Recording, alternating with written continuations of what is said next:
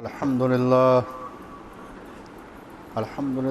نحمده ونستعينه ونستغفره ونؤمن به ونتوكل عليه ونعوذ بالله من شرور أنفسنا ومن سيئات أعمالنا من يهده الله فلا مضل له ومن يضلله فلا هادي له وأشهد أن لا إله إلا الله وحده لا شريك له وأشهد أن محمدا عبده ورسوله صلى الله عليه وآله وسلم.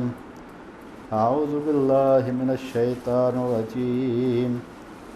بسم الله الرحمن الرحيم.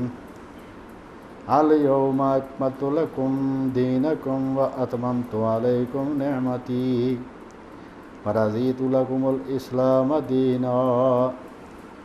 أما بعد فإن خير الحديث كتاب الله وخير الهدي هدي محمد صلى الله عليه وآله وسلم وشر الأمور محدثاتها وكل محدثة بدعة وكل بدعة ضلالة وكل ضلالة في النار. سیرت النبی کا بیان جاری ہے. آج رسول کریم علیہ الصلاۃ والسلام کی وہ شانیں بیان ہوں گی جس میں آپ بے مثال ہیں، جس میں آپ کا کوئی شریک نہیں. ان میں سے ایک شان جو ہے اس کے بارے میں یہ میں نے سورۃ مائدہ 3 نمبر آیت کا ایک حصہ پڑھا کہ آج میں نے تمہارے لیے تمہارا دین مکمل کر دیا، تم پر اپنی نعمت پوری کر دی اور تمہارے لیے دین اسلام کو پسند کیا. تو جو رسول کریم علیہ الصلوۃ والسلام کی شانیں ہیں ان کے سلسلے میں بیان ہوگا، اور ہو سکتا ہے اس جمعے بات وہ شروع بھی نہ ہو سکے.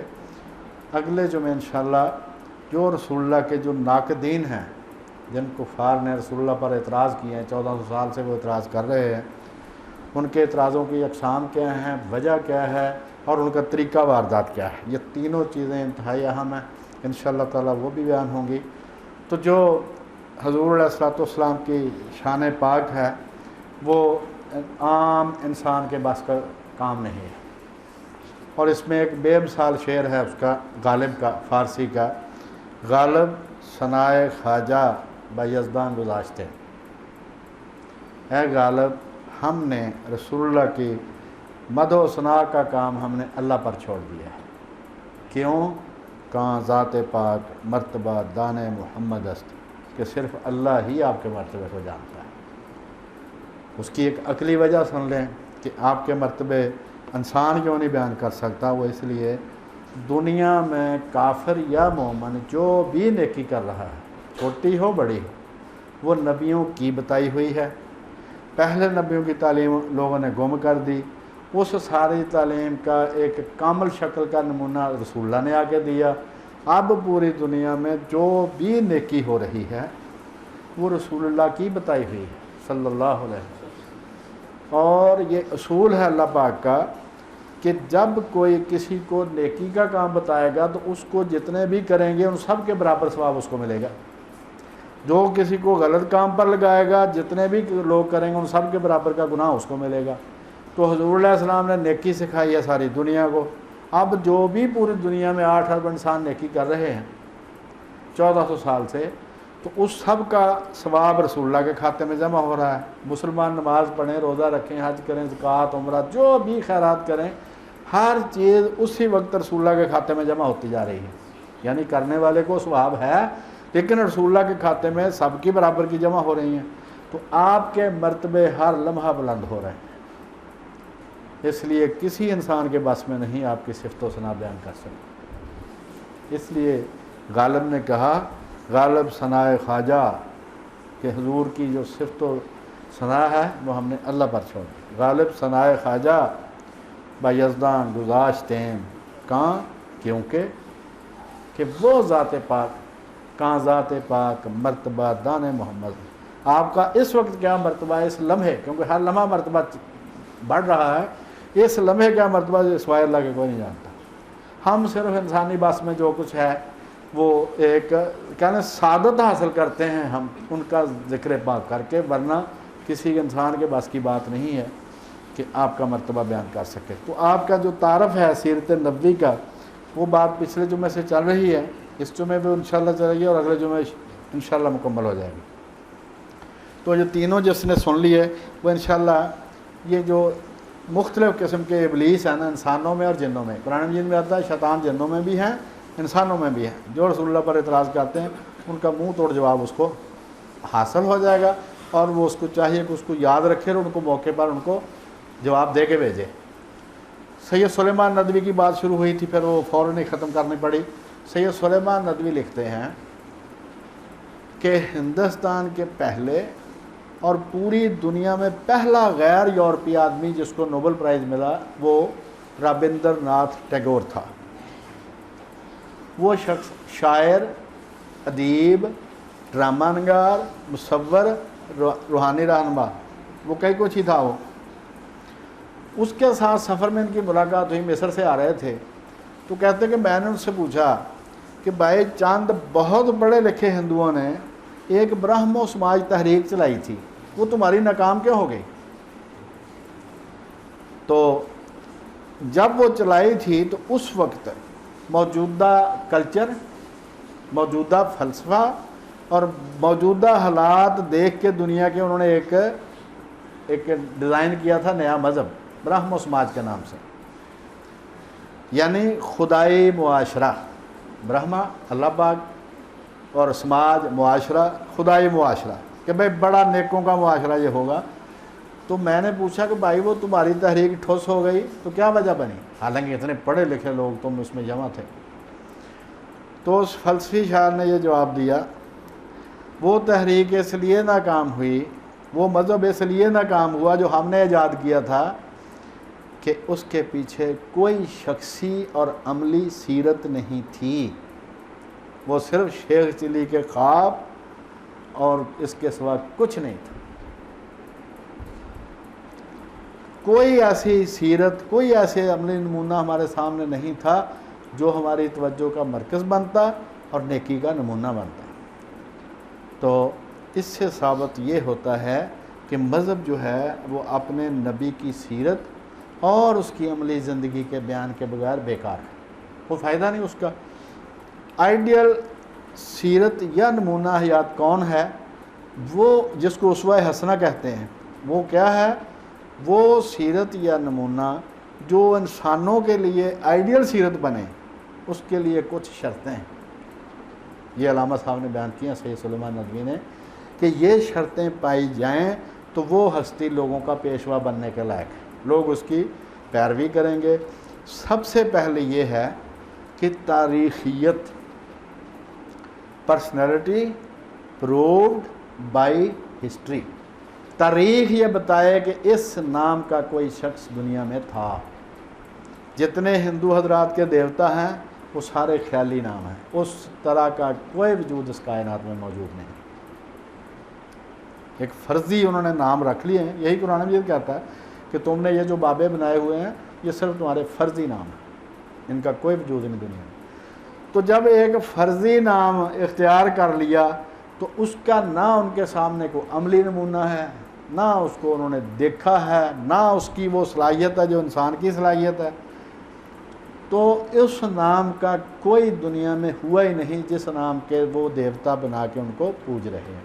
تو تاریخیت جو ہے کہ ہسٹری سے اس کا ثبوت ملے کہ اس نام کا کوئی آدمی تھا، یہ پہلی شرط ہے تاکہ لوگ اس کی پیروی کر سکیں۔ کہتے ہیں کہ اس سے مقصد یہ ہے تاریخیت سے کہ ایک کامل انسان کے جو حالات بیان کیے جائیں، پیش کیے جائیں، وہ تاریخ اور روایت کے لحاظ سے مستند ہوں، گپیں نہ ہوں کہ جی ہوا میں اڑتے تھے، پانی پر چلتے تھے، یہ نہ ہو۔ یہ ہو کہ وہ انسان تھے، اسی دنیا میں بیوی بچوں کے ساتھ رہے اور ہر نیکی کی جن کا اللہ نے حکم دیا تھا اور ہر برائی سے بچے جس کا اللہ نے حکم دیا تھا۔ اگر ایک انسان یہ کام کر سکتا تو ہم بھی یہ کر سکتے۔ اگر فرشتے ہوتے تو بھائی فرشتوں کو تو نہ بھوک لگتی ہے، نہ ان کو پیاس لگتی ہے، نہ ان کے بیوی بچے ہیں۔ تو جس کا بچہ بیمار ہو، جو اس پر گزرتی ہے، وہ فرشتے کو تو خبر بھی نہیں ہوتی اس کی. یہ انسان ہی صرف محسوس کر سکتا ہے کہ جب کسی کا دکھ ہو، کسی کا درد ہو، کسی کی خوشی ہو تو اس کو کیسے اس کے ساتھ ڈیل کرنا ہے. تو کہا کہ اس سے مقصود یہ ہے کہ ایک کامل انسان کے جو حالات پیش کیے جائیں وہ تاریخ اور روایت کے لحاظ سے مستند ہو، فرضی گپیں نہ ہوں، ان کی حیثیت قصے کہانیوں کی نہ ہو. فرضی اور خیالی وجود کے بارے میں جتنے بھی قصے بیان کیے جائیں گے ان کہانیوں کا اثر دیر پا نہیں ہوتا، تھوڑی دیر کے لیے چسکا لیا پھر وہ بھول جاتی ہے بات. جیسے ہندو، مصری، یونانی وغیرہ مذاہب کے دیوتا، ساری گپیں. دوسری بات تاریخیت میں ہی کہ تاریخی سیرت ضروری ہونے کا سبب یہ ہے کہ بھئی تاریخی وجود اس کا ثابت کرنا اس لیے ضروری ہے اس ہستی کا جس کی پیروی کرنی ہے، تاکہ اسے بطور نمونہ پیش کیا جا سکے. چونکہ اسے بطور نمونہ پیش کیا جاتا ہے لہذا اس کا دنیا میں وجود ہونا بھی ضروری ہے کہ وہ اس نام کا کوئی آدمی ہوا تھا. اگر وہ تاریخی طور پر ثابت ہی نہیں ہوتا تو اس کی پیروی کیسے کی جا سکتی؟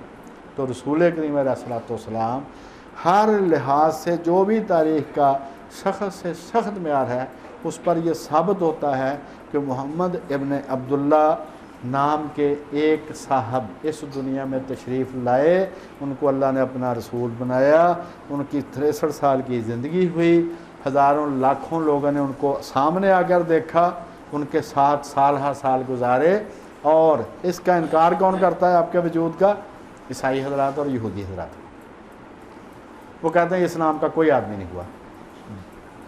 حضور علیہ السلام فرماتے ہیں کہ پہلے نبیوں کی تعلیم میں سے جو باتیں بچ گئی ہیں ان میں سے ایک یہ ہے کہ جب تو بے حیا ہو جائے پھر جو مرضی کر، پھر تجھے کھلی چھٹی، پھر تو کوئی نہیں روک سکتا.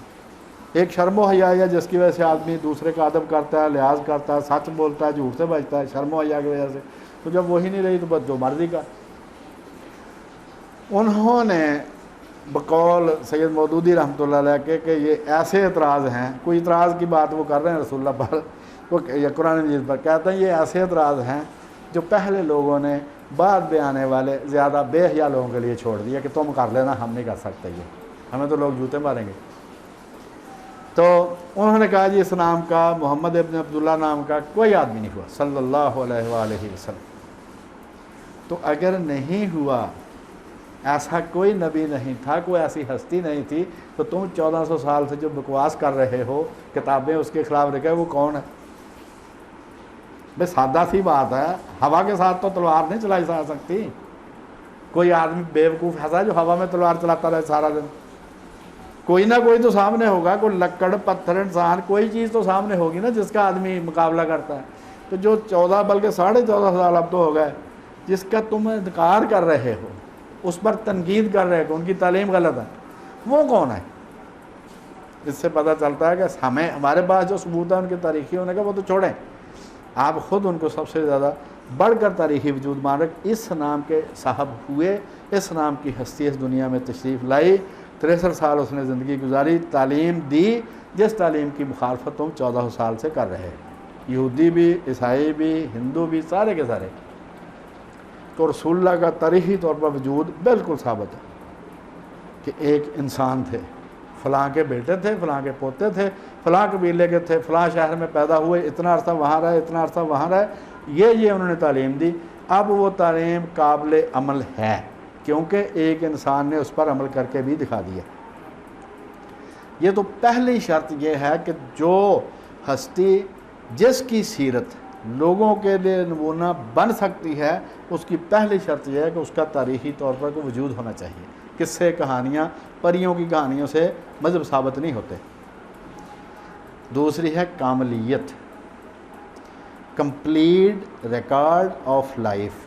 کاملیت سے مراد یہ اس ہستی کی کامل ہونے کی بات نہیں ہے، کاملیت سے مراد یہ کہ ان کی سیرت جو ہے وہ کامل ہو، ان کی اس پوری زندگی کا ریکارڈ ہمارے پاس ہو، پتہ چلے کہ انہوں نے کیا کیا، کیا کہا، کس کام کا حکم دیا، کس کام سے منع کیا. سید صاحب لکھتے ہیں کہ کسی انسان کے دائمی نمونہ عمل بننے کے لیے ضروری ہے کہ اس کی زندگی کے تمام حصے ہماری نگاہوں کے سامنے ہوں، اس کے حالات روز روشن کی طرح دنیا کے سامنے ہوں، تاکہ معلوم ہو کہ اس کی سیرت کہاں تک انسانی معاشرہ کے لیے آئیڈیل اور رہنما بننے کی صلاحیت رکھتی ہے۔ حضور علیہ السلام سے پہلے بانیان مذاہب جتنے بھی ہوئے ہیں ان میں سے کسی کے حالات محفوظ نہیں، یہ فیکٹ ہے۔ سب سے قریبی تو سیدنا عیسیٰ علیہ السلام ہے نا، 610 سال پہلے رسول اللہ سے۔ ان کے بارے میں برٹانیکا انسائکلوپیڈیا آف برٹانیکا 1958 کا ایڈیشن ہے، 13ویں جلد ہے، اس کی صفحہ ہے اس کا 16 اور 17۔ اب برٹانیکا میں مضمون کسی مسلمان نے نہیں لکھے، نہ ہمیں وہ اس میں گھسنے دیتے تھے۔ انسائکلوپیڈیا برٹانیکا اس کی 35 جلدیں، اب ہارڈ کاپی انہوں نے چھاپنا بند کر دی، آن لائن اویلیبل ہے، اور ہارڈ کاپی اس کی 2015 میں اس کا ریٹ تھا 65,000 35 جلدوں۔ تو اس میں لکھتا ہے عیسائی عالم، جس نے مقالہ لکھا حضرت عیسیٰ پر جو مقالہ لکھا، اس نے کہا جی ہمارے پاس حضرت عیسیٰ علیہ السلام کی زندگی کے صرف 50 دنوں کا ریکارڈ موجود ہے۔ اناجیل پڑھیں، اس میں کل 50 دن کی زندگی ان کی سامنے آتی ہے، باقی کچھ نہیں پتہ۔ تو صرف رسول کریم علیہ السلام ہیں جن کی زندگی کے پورے حالات، جس کو پنجابی زبان میں کہتے ہیں کہ دل وچ درد تے اکھاں وچ اتھرو، سانب سانب رکھیاں نے ساریاں نشانیاں۔ رسولہ کی زندگی کا جو ریکارڈ وہ تو ہے ذرا مسجد نبوی میں جائیں، 2 فانوس ٹوٹے ہوئے ہیں صحابہ صفہ کے سامنے، چھوٹا سا چبوترا جو ہے اس پر، وہ ترکوں نے لگائے تھے، انہوں نے دونوں فانوس ہیں ادھر اتنے ہیں نیچے ہی۔ وہ ایک سے پوچھا، انہوں نے کہا یہاں پر رسول کریم اور سیدنا جبریل بیٹھ کر قرآن مجید کی کو رپیٹ کیا کرتے تھے ہر سال، تو جہاں جہاں بیٹھتے تھے وہاں پر انہوں نے نشانیاں لگا دی۔ ایک ایک شے سنبھال کے رکھی ہوئی ہے اس امت میں، تعلیم بھی اور عملی طور پر بھی۔ ان کے سارے تبرکات توپ کاپی محل میں ترکی میں موجود ہیں، باقی دنیا کے مختلف ملکوں میں جس کو جو ملا۔ تو آپ کی پوری سیرت جو ہے وہ مکمل طور پر محفوظ ہے ہر لحاظ سے۔ یہ نہیں کہ پتہ ہی نہیں کہ بس قصے کہانیاں ہیں جی۔ تیسری اس کی شرط یہ ہے جس کو ہم نے فالو کرنا ہے، جس کو ہم نے رہنما ماننا ہے، اس کی تیسری شرط سید سلیمان ندوی نے بیان کی ہے، جامعیت، کمپریہنسو پرسنالٹی۔ حضور علیہ السلام انسانی زندگی میں الف سے لے کر یہ تک جتنے معاملات پیش آتے ہیں وہ سارے آپ پر گزرے۔ آپ بچے پیدا ہوئے، بچے تھے، جوان ہوئے، شادی کی، بال بچہ ہوا، کمایا کھایا، وہاں پر پھر اللہ نے جب یہ نبوت کے منصب پر آپ کو سرفراز کر دیا، پھر آپ نے لوگوں کو تبلیغ کی، ہر شے خود کی ہے، جنگیں خود لڑی ہیں، فیصلے خود کیے، جماعت خود کرائی ہے، امامت خود کرائی ہے، روزہ خود رکھا، حج خود رکھا، نماز پڑھ کے دکھائی، زکوٰۃ دے کے، ہر کام خود کیا ہے۔ اور جتنے بھی انسانی زندگی کے پہلو ہیں وہ تمام کے تمام آپ کی زندگی میں پائے جاتے ہیں۔ آپ کو ہر آدمی کو پتہ چل جاتا ہے، اگر کوئی آدمی نوجوان ہو تو کس طرح اس نے زندگی گزارنی ہے، اگر کوئی بال بچوں والا تو اس نے اپنے بال بچوں میں کیسے رہنا ہے، کھانا کمانا ہے تو کس طرح سے کھانا کمانا ہے، یہ سارا جنگ لڑنی ہے تو کیسے لڑنی ہے، صلح کرنی ہے تو کیسے کرنی ہے، حج زکوٰۃ روزہ جو بھی نماز، ہر شے آپ نے کر کے دکھا دی۔ تو آپ کی ذات پاک ہر لحاظ سے ایک مکمل بہترین نمونہ۔ تو وہ کہتے ہیں کسی سیرت کے عملی نمونہ کے لیے تیسری ضروری شرط جامعیت ہے۔ اس شخصیت میں اب سنتے جائیں، فرد انڈیویجول کے طور پر، خاندان فیملی کے طور پر، معاشرہ سماجی طور پر، ملک کے لیول پر اور بین الاقوامی معاملات میں اسوہ حسنہ بننے کی مثال اور نمونہ موجود ہو۔ سوائے خاتم الانبیاء صلی اللہ علیہ وآلہ وسلم کے کوئی دوسری شخصیت اس معیار پر پورا نہیں اترتی، اور حقوق اللہ اور حقوق العباد کی تفصیلات صرف آپ سے ملتی ہیں اور کہیں سے نہیں ملتی۔ مثلا سیدنا عیسیٰ علیہ السلام موقع ہی ایسا آیا، آپ کو شادی کرنے کا موقع ہی نہیں ملا۔ سیدنا یحییٰ علیہ السلام کو شادی کرنے کا موقع ہی نہیں ملا۔ انبیاء کرام علیہم السلام میں سے ایک صرف حضرت سیدنا داؤد بادشاہ ہوئے ہیں، ایک حضرت سلیمان، ایک حضرت ابراہیم، باقی کسی نبی کو بادشاہ تو نہیں ملی۔ اب حکمران کے طور پر کیسے کرنا ہے یہ صرف رسول اللہ سے. اور جو بادشاہ پہلے ہوئے تھے سیدنا داؤد، سیدنا ابراہیم، سیدنا سلیمان، ان کی بھائی وہ چیزیں ہی نہیں محفوظ رہ گئیں، ان کی تعلیم ہی نہیں محفوظ، ان کے حالات ہی نہیں محفوظ. جو سب سے قریبی نبی ہیں، سب سے قریبی رسول ہیں حضور کے، وہ ہیں سیدنا عیسیٰ. ان کی زندگی کا ان کا بڑا عالم کہہ رہا ہے کہ 50 دن سے زیادہ ہمارے پاس کوئی ریکارڈ نہیں. تو صرف رسول اللہ میں یہ شرطیں پائی جاتی ہیں کہ آپ ہی عملی نمونہ بننے کے لائق ہیں. اس لیے قرآن مجید نے جو فرمایا ہے، اب آپ کو اس آیت کی قدر ہوگی جو قرآن مجید نے فرمایا لَقَدْ كَانَ لَكُمْ فِي رسول اللہ اسوۃ حسنہ، کہ بھائی اگر علمی معیار پر، عقلی معیار پر چیک کیا جائے تو سچ مچ ایسے ہی ہے. یہ کو ہم فرضی بات نہیں کر رہے، عقیدت کی بنیاد پر نعت نہیں پڑھ رہے ہم، یہ دنیاوی حقیقت اس طرح کی ہے جس طرح سورج نکلا ہوا.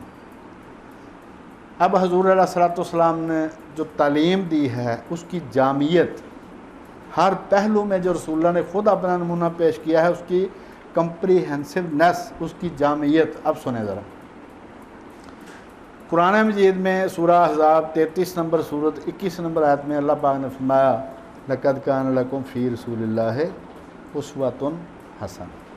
آپ نے اپنی تعلیمات اور عمل کے ذریعہ پوری انسانیت کے لیے بہترین اخلاق کا نمونہ چھوڑا اور عمل کے لیے پوری انسانیت کی رہنمائی فرمائی، جو کہ پوری دنیا کے ہر انسان کے لیے نہ صرف مکمل طور پر قابل عمل ہے بلکہ دونوں جہانوں میں کامیابی کا باعث ہے. اگر بھائی صاحب یہ کہانی بیان کی جائے کہ آپ کوئی بزرگ 20 سال کچے دھاگے سے کنویں میں لٹک کے عبادت کرتا ہے تو آپ کر لو گے؟ ممکن ہی نہیں. وہ کہانی بھی جھوٹی ہے، یہ بھی کرنا ناممکن ہے. تو اگر پتہ چلے کہ انسان ہے، اس کے بیوی بچے بھی ہیں، لیکن 5 ٹائم وہ نماز پڑھنے جاتے تھے، آپ بھی جاؤ، وہ جا سکتا آدمی، کر کے دیکھ لو. ہوتا ہے، کروڑوں لوگ پڑھتے ہیں نماز، کروڑوں لوگ روزہ رکھتے ہیں، زکوٰۃ دیتے ہیں، حج کرتے ہیں. آپ کی تعلیمات جو ہیں وہ جس شعبے میں موجود ہیں حدیثوں میں، ان میں سے چند موٹے موٹے شعبے. نمبر 1 ذاتی زندگی، پرسنل لائف جو آپ کی ہے اس کے بارے میں حدیثوں میں ساری معلومات موجود ہیں. خاندانی زندگی، آپ فیملی میں کس طرح رہیں، جس میں بیوی بچے بھی ہیں، اپنے رشتہ دار، عزیز رشتہ، برادری، سارا قبیلہ وہ بھی ہے. رشتہ داروں میں آپ کیسے رہیں، یہ بھی پورا نمونہ موجود ہے. سماجی اور معاشرتی طور پر آپ کیسے رہیں، سوشل لائف آپ کی کس طرح تھی، وہ بھی پورا نمونہ موجود ہے. نیشنل لیول پر آپ نے کیا کام کیا، ٹوٹل کا ٹوٹل موجود ہے. انٹرنیشنل لیول پر آپ نے کیا ہدایت دی. کتاب، یہ جو حدیث کی کتابیں ہیں انٹرنیشنل لا نا، یہ جو یورپین ہے نا، جو بھی کام کی بات ہوگی کہیں گے جی ہم نے شروع کی ہے. کسی کی ٹوپی ہوئے انہوں نے اپنے سر پر رکھ لینی فوراً. حالانکہ حدیثوں کی کتابیں رسول اللہ کے دور سے چلی آ رہی ہیں، اس میں کتاب السیر کے نام سے الگ چیپٹر ہے انٹرنیشنل لا کا. بخاری، مسلم، آپ بڑی کتابیں دیکھیں، ان سب میں جو جامع ہیں نا، جامع کہتے ہیں جس میں 8 قسم کے مضامین ہوں، بڑی کتابیں، ان میں ساری میں کتاب السیر انٹرنیشنل لا. خود حضور نے بتایا، قرآن مجید نے بتایا. تو آپ نے بین الاقوامی طور پر کیسے سلوک کرنا ہے دوسرے ملکوں کے، وہ بھی آپ بتا کے گئے ہیں. اس کے بعد پرائیویٹ زندگی، اس کے بارے میں بھی آپ نے بتایا کہ انسان اکیلا ہو تو کیا کرے. پھر پبلک زندگی، لوگوں میں ہو تو کیا کرے. سول زندگی، غیر فوجی زندگی کس طرح سے گزارنی ہے، فوجی زندگی کس طرح سے گزارنی ہے، عدالتی زندگی کس طرح سے گزارنی ہے، تجارتی زندگی کس طرح سے گزارنی ہے. ایک ایک بات کے بارے میں آپ نے تفصیلی ہدایات دی ہیں جو حدیثوں کی کتابوں میں موجود ہیں. اگر کسی صاحب کو تھوڑا سا ٹائم ملے، kitabo-sunnat.com یا کسی اور ویب سائٹ سے اردو میں بخاری، مسلم اور ابو داؤد، زیادہ نہیں، یہ 3 کتابیں ڈاؤن لوڈ کریں، ان کا صرف انڈیکس پڑھنا ہے اور کچھ نہیں پڑھنا.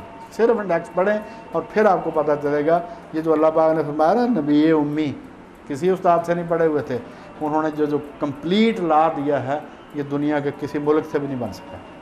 جو ملک آئین بناتے ہیں، قانون بناتے ہیں، اس میں ہر 2-4 سال کے بعد ترمیم کرنی پڑتی ہے. رسول اللہ کے قانون میں کوئی ترمیم نہیں کرنے کی ضرورت. اب آپ نے صرف حکم نہیں دیے، ان کے پیچھے جو فلسفہ تھا، مقصد تھا، وہ بھی بیان فرمایا تاکہ لوگوں کو اس پر عمل کرنے میں آسانی ہو، لوگ سمجھے کہ میرے فائدے کے لیے ہے. اس کو کہتے ہیں مقاصد شرعیت، کہ یہ جو کل حکم دیے گئے ہیں جس میں نیشنل لیول، پرائیویٹ لیول سے لے کر انٹرنیشنل لیول تک مختلف جو اس کے شعبے ہیں میں نے بیان کیے، ان میں جو آپ نے کل تعلیم دیا وہ کل تعلیم 6 شعبوں میں ہے۔ نمبر 1 دین کی حفاظت، جتنی بھی تعلیم ہے قرآن مجید اور حدیث کی، اس میں جو سب سے پہلا مقصد ہے دین کی حفاظت اس میں مقصود ہے، اس کے لیے عقائد اور عبادات آپ نے دی۔ دوسری ہے جان کی حفاظت، قتل اور زخمی کرنے سے آپ نے منع کر دی کسی بھی طریقے سے ناحق۔ پھر ہے نسل اور نسب کی حفاظت، نسل کی حفاظت کے لیے نکاح کا حکم دیا، زنا سے بچنے کا حکم دیا۔ عقل کی حفاظت، ہر قسم کا نشہ حرام کر دیا۔ مال کی حفاظت، کسی بھی طریقے سے مال ضائع کرنے سے آپ نے منع کر دی۔ عزت کی حفاظت، کسی کو بدنام کرنا، اس کی چغلی کرنی، اس پر تہمت لگانا، ان سب باتوں سے آپ نے، اور یہ سارے کام پوری دنیا میں ہر دور میں ہر انسان کے لیے قابل عمل ہے۔ جو رسول اللہ نے فرمایا ہر بات ان کی قابل عمل ہے۔ ان میں سے کون سی بات ہے جو ناممکن؟ اور یہ جو میں نے اوپر 12 شعبے گنے ہیں، ان میں سے آپ جب جائیں اس میں حدیث کی کتابوں میں تو جناب آپ دیکھیں گے کہ بالکل۔ اب یہ چوتھا پوائنٹ یہ میں نے بیان کر دیا نا، شعبے بھی اور اس کا مقاصد شریعت بھی۔ اب ذرا چوتھا پوائنٹ سنیں سید سلیمان ندوی کا، وہ کہتے ہیں عملیت، پریکٹیکلنس۔ کسی بھی تعلیم کو یہ دیکھنا ہے کہ کیا وہ عملاً قابل عمل ہے، اس کو کر سکتے ہیں کہ نہیں، کچے دھاگے سے کنویں میں 20 سال لٹک سکتے ہیں کہ نہیں۔ اس لحاظ سے یہ انہوں نے کہا کہ اس سے مراد یہ ہے کہ بانی مذہب جس تعلیم کو پیش کر رہا ہو، خود اس کا ذاتی عمل اس کی مثال اور نمونہ ہو، خود اس کے عمل نے اس کی تعلیم کو قابل عمل ثابت کیا ہو، ہر بات جو رسول اللہ نے فرمائی ہے اس پر عمل کر کے دکھا دی۔ شیخ چلی کے خواب ہر کوئی دکھا سکتا ہے مگر اس پر عمل ناممکن ہے۔ انسانی سیرت کے لیے بہتر اور کامل ہونے کی دلیل اس کے اعمال اور کارنامے ہیں۔ اگر یہ معیار قائم نہ کیا جائے تو اچھے اور برے کی تمیز اٹھ جائے اور دنیا میں صرف باتیں بنانے والے رہ جائیں۔ اس معیار پر بھی صرف رسول اللہ اترتا ہے۔ اب 2 شعر پڑھ کے باقی جو بات ہے کہ رسول اللہ پر تنقید کرنے والے کون کون ہوئے ہیں، اس کی وجہ کیا ہے اور ان کا طریقہ واردات کیا ہے، 3 باتیں انشاءاللہ اگلے جو بیان ہوئی کہ رسول اللہ کے جو ناقدین ہیں، وہ جو آپ پر تنقید کرتے ہیں، آپ کی مخالفت کرتے ہیں، اس کی پیچھے وجہ کیا ہے، کیونکہ ہر بات کے پیچھے کوئی بات ہوتی ہے اور وہی اصل بات ہوتی ہے، اور ان کا طریقہ واردات کیا ہے، وہ انشاءاللہ تینوں باتیں اگلی دفعہ بیان ہوں گی۔ یہ ناصر کاظمی کے لات اس کی لمبی ایک بند، اس نے تضمین کہی ہے غالب کی غزل پر، تھکی ہے فکر رسا اور مدہ باقی، کہتا جی میری عقل تھک گئی، رسول اللہ کی تعریف میں مکمل نہیں کر سکتا، اور کہاں سے ہو سکتی ہے، ہو ہی نہیں سکتی، جیسے میں نے شروع میں بیان کیا کہ غالب ثنائے خواجہ میں یزداں گزاشتیم، کہاں ذات پاک مرتبہ دان محمد است۔ تھکی ہے فکر رسا اور مدہ باقی ہے، قلم ہے آبلہ پا اور مدہ باقی ہے، کہتا پین لکھتے لکھتے تھک گیا ہے قلم، لیکن تعریف ابھی باقی ہے حضور کی۔ تمام عمر لکھا اور مدہ باقی ہے، ورق تمام ہوا، کہتا کاغذ ختم ہو گیا اور مدہ باقی ہے، سفینہ چاہیے اس بحر بے قرار کے لیے، صلی اللہ علیہ وآلہ وسلم۔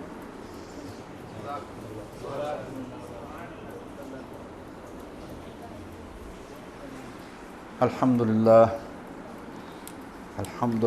رب العالمین الرحمن الرحیم، اللہم صلی علی محمد وعلی آل محمد وبارک وسلم وعلی سائر الانبیاء والمرسلین، صلاۃ اللہ یحصیہا الا انت، لا الہ الا انت سبحانک انی کنت من الظالمین۔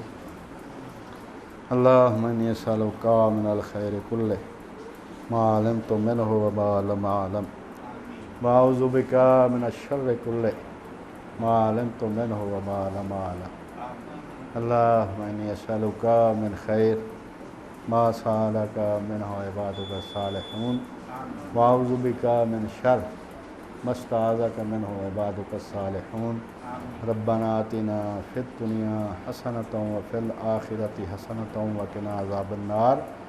ربنا وآتنا ما وعدتنا علی رسلک ولا تخزنا یوم القیامہ إنك لا تخلف الميعاد يا ذا الجلال والإكرام يا حي يا قيوم برحمتك نستغيث أصلح لنا شأننا كله ولا تكلنا إلى أنفسنا طرفة عين ولا إلى أحد من خلقك أبدا سبحان ربك رب العزة عما يصفون وسلام على المرسلين والحمد لله.